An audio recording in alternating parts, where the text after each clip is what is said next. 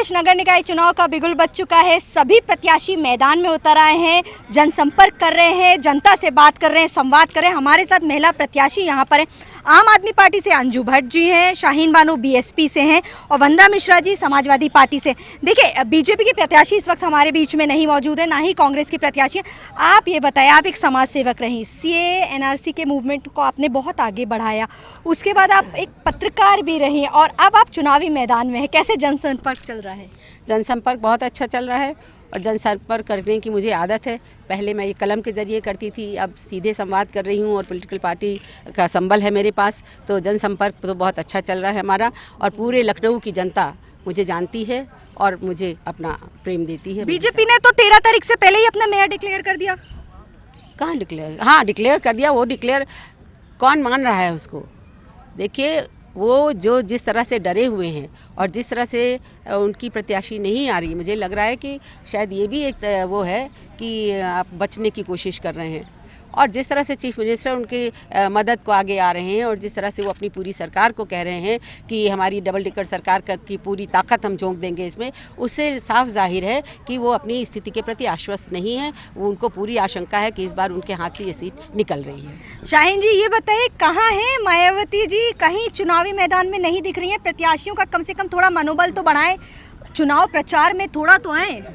बहन जी ने अपने प्रवक्ताओं को भेजा है और सब कार्य तो कर ही रहे हैं। सभी लोग अपने अपने काम में लगे हुए, मेहनत तो भरपूर हो रही है। कैसा चल रहा है जनसंपर्क? बहुत अच्छा चल रहा है, जनसंपर्क बहुत अच्छा चल रहा है। हम लोग जा रहे हैं, जनता के बीच सबसे मिल रहे हैं। और एक बात मैं बताना चाहूँगी, अब देखिए, मैं तो गड्ढे में गिरी, ईंटा था वहाँ फंस गई, चोट लग गई मुझे। अब किसी साहब ने, मैं नाम नहीं लूँगी, उन्होंने यहाँ बैठ के कहा आप तो फला पार्टी को ये इल्ज़ाम दे देती कि जो है उन्होंने मेरे ऊपर हमला करवाया है। हाँ, बताइए। लेकिन आप गिरी गड्ढे की वजह से, गड्ढे की वजह से। हाँ? और दूसरे वो हमको ऐसे कह रहे हैं कि फला पार्टी ने जो है आपको जो है गड्ढे में वो आपके ऊपर हमला करवाया है। बिल्कुल। अंजू जी बताइए, अब बताइए, गड्ढे हैं सड़कों में, लोग गिर रहे हैं और खास तौर से जो प्रत्याशी हैं उनको चोट भी लग रही है। क्या कहना चाहेंगे? केजरीवाल जी आ रहे हैं आपके चुनावी प्रचार में, या क्योंकि बड़ा अहम चुनाव है? मैं तो ये नहीं समझ पा रही हूँ, ये सवाल स्टार प्रचारक का उठ क्यों रहा है। अगर आम जनता की बात है और आम जनता तक पहुँचना है तो मैं भी ऋतिक रोशन को बुला लेती हूँ, प्रचार करा लेती हूँ। ऋतिक रोशन और केजरीवाल में बहुत फर्क है। देखिए, केजरीवाल जी आपके मुख्यमंत्री हैं, जी, है ना? केजरीवाल जी के आने से अगर जनता वोट करने लगेगी या अगर हमारे योगी जी के आने से जनता वोट करने लगेगी तो समीकरण बहुत कुछ बदल सकता है। मनोबल तो बढ़ता ही है। देखिए वंदना जी, आप एक पत्रकार भी रही, समाज सेवक भी रही। देखिए, अखिलेश यादव जी जैसे योगी जी प्रचार में हैं। हर चुनाव को बीजेपी बहुत अहम मानती है।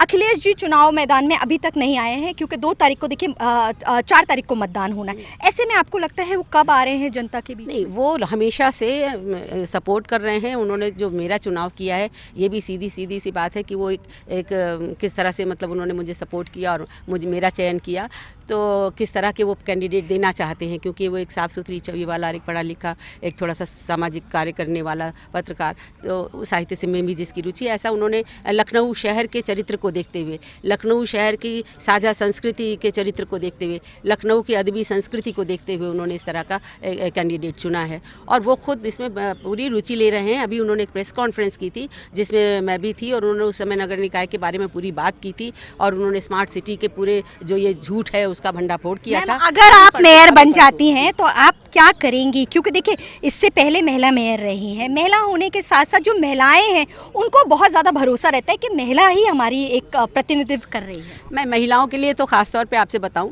कि महिलाओं के लिए सबसे बड़ी बात है शौचालय की। जैसे हम लोग ही हैं, लगातार सवेरे से शाम तक जनसंपर्क में रहते हैं, तो एक बड़ी समस्या होती है। तो महिलाएं मुख्यधारा में कैसे आएंगी, महिलाएं कैसे सामाजिक और राजनीतिक जीवन में अपना पूरा योगदान दे सकेंगी अगर शौचालय की ही व्यवस्था नहीं है? तो ये सबसे बड़ी समस्या है। और हजरतगंज जैसी जगह में भी कोई शौचालय की व्यवस्था नहीं है। बहुत बड़ा मुद्दा है। क्या कहना चाहेंगे आप? जी, इस पे तो हम भी काम करेंगे इंशाल्लाह। अगर महापौर बने तो ये भी मेरा अंजू जी, आप क्या कहेंगी? बहुत बड़ा मुद्दा है वाकई में। ये जो फीमेल रिपोर्टर्स हैं या जैसे आप मैदान में हैं, ये एक बहुत बड़ी समस्या है। पहले तो जितने भी आपके ये बने हुए हैं पिंक टॉयलेट बने तो हैं, बट उनको संचालित करना बहुत ज़रूरी है, क्योंकि सिर्फ बना देना काम नहीं होता, उन्हें संचालित करना। और व्यापारी भाई जो हैं, छोटे छोटे बाज़ार वाले, वहाँ पे भी औरतों के लिए साफ़ सुथरा पानी और टॉयलेट की बहुत ज़रूरत है। यही कारण है लोगों का रुझान मॉल की तरफ बढ़ रहा है, क्योंकि उनको साफ़ सुथरा पानी और टॉयलेट नहीं मिलता। बिल्कुल, देखिए महिलाएं हैं, अलग अलग पार्टियों से प्रत्याशी हैं, लेकिन सुर एक है, यानी कि इन सारे लोगों को महिलाओं के उत्थान के लिए कार्य करना है।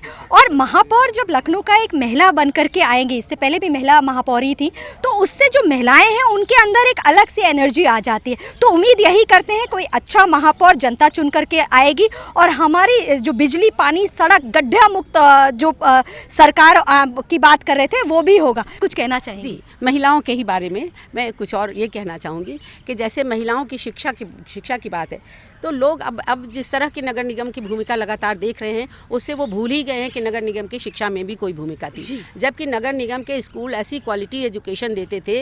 अमीनाबाद इंटर कॉलेज उनका था, कश्मीरी मोहल्ला में जो डिग्री कॉलेज है वो उनका है, और एक बहुत अच्छा स्कूल म्यूनिसिपल नर्सरी स्कूल है जिसमें IAS लोग, मतलब एक IAS दंपति को मैं जानती हूँ जिसमें पत्नी भी IAS है और पति भी IAS था, और उसने, मेरा बेटा भी उस समय वहाँ पढ़ता था, उन्होंने भी अपनी बेटी को उस स्कूल में पढ़ाया था, और वो म्यूनिसिपलिटी का स्कूल था। नहीं, जस्ट लेट मी फिनिश। तो एक तो स्कूल बच्चों के लिए, बालिकाओं के लिए स्कूल, प्राइमरी स्कूल जहाँ कम फीस हो और क्वालिटी एजुकेशन हो वो। और दूसरी बात है स्वास्थ्य, क्योंकि महिलाएं अपने स्वास्थ्य की बात ज़्यादा कहती नहीं, घर में छोटी मोटी बीमारी तो हमें कोई बीमारी नहीं है कह करके वो टाल देती हैं। अगर मोहल्ला में एक क्लिनिक होगी, एक वार्ड में क्लिनिक होगी और अच्छा डॉक्टर होगा, उस तरह दवाएँ होंगी, तो वो अपनी जाके अपनी प्राथमिक चिकित्सा वहाँ करा सकेंगी। तो ये कुछ चीज़ें, बच्चों का स्कूल, बच्चियों का और महिलाओं के और सबके लिए क्लिनिक, ये मेरे लिए खास। और फुटपाथ का अतिक्रमण एक और महिलाओं का इशू है। महिलाएं फुटपाथ पे चलती हैं, बच्चे फुटपाथ पे चलते हैं, क्योंकि सड़कों पर इतनी मारामारी है, इतनी गाड़ियां चलती हैं कि उनको बहुत मुश्किल होती है। तो मैं कोशिश करूंगी कि फुटपाथ को अतिक्रमण से मुक्त कराऊं, लेकिन उसके साथ ही वेंडर्स की जीविका का सवाल भी है, क्योंकि ये दोनों एक परस्पर विरोधी मामले हैं, लेकिन एक दूसरे से जुड़े हैं और दोनों जरूर। तो उनके लिए मैं निःशुल्क सड़कों, शहर के तमाम पॉइंट्स पर उनके लिए वेंडिंग की व्यवस्था कराऊंगी, उनके लिए बाजार की, और फुटपाथ को महिलाओं के लिए, बच्चों के लिए मुक्त कराऊंगी। जनता देखिए, जब आप मतदान करने जाएं तो आप इन बातों का ध्यान जरूर रखिए कि जो प्रत्याशी हैं वो आपसे क्या वादे कर रहे हैं और क्या वो वादों पर खरे उतरेंगे कि नहीं। लेकिन परिणाम आएगा 13 मई को, तब तक इंतजार करिए और आप तब तक सोचिए कि आपको कौन सा ऐसा प्रत्याशी लगता है जो आपकी समस्याओं को दूर जरूर करेगा। लखनऊ से कैमरामैन रजनीश कुमार के साथ अलहमरा खान।